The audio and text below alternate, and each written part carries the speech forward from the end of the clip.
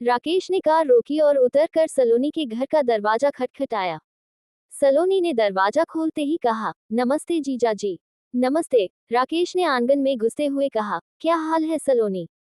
बस आपका ही ख्याल दिल में है, मुस्कुराते हुए सलोनी ने कहा। कमरे में आकर एक कुर्सी पर बैठते हुए राकेश ने पूछा, मामी जी दिखाई नहीं दे रही हैं, कहीं गई हैं क्या? कल पास के एक गांव में गई थी। वे 1 घंटे में आ जाएंगी।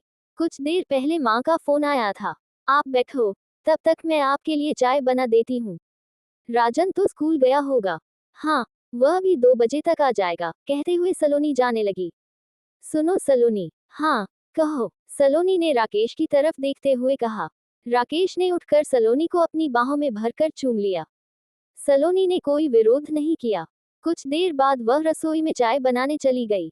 राकेश खुशी के मारे कुर्सी पर बैठ गया। राकेश की उम्र 35 साल थी। सांवला रंग, तीखे नैननक्श।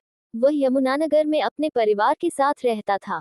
उसके परिवार में पत्नी बबीता, 2 बेटे 8 साला राजू और 5 साला दीपू थे। राकेश प्रॉपर्टी डीलर था। सलोनी बबीता के दूर के रिश्ते के मामा की बेटी थी।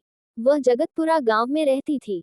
उसके पिताजी की 2 साल पहले खेत में सांप के काटने से मौत हो गई थी।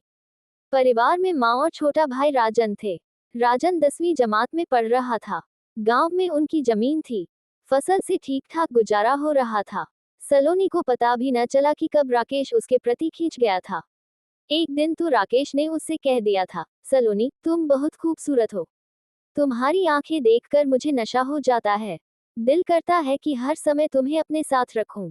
मुझे अपने साथ रखोगे तो बबीता दीदी को कब टाइम दोगे? उसे तो कई साल से टाइम दे रहा हूं।